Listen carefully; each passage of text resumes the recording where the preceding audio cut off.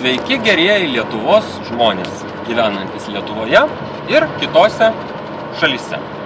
Kodėlgi jūs gyvenate kitose šalyse? Greičiausiai dėl to, kad Lietuvoje jūs tiesiog nesugebėjote rasti darbo.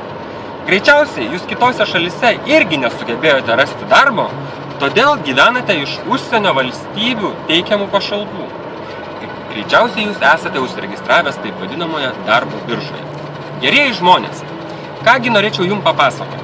Papasakočiau norėčiau vieną svarbų dalyką. Kaip galima automobiliu Toyota Avensis Verso važiuoti užmiesčio keliu ir neviršyti leistino greičio. Tai galima padaryti dviem būdais iš tikrųjų. Pirmas, tai reikia turėti automobilį, kuris vadinasi Toyota Avensis Verso. Ne Golfą kabrioleta, ne Saba 95 ir net ne Porsche, kurio nėra iš tikrųjų. Tai pirmas daiktas, o antras, reikia tiesiog neviršyti saugaus leistino greičio. Kaip tai galima padaryti? O štaigi taip.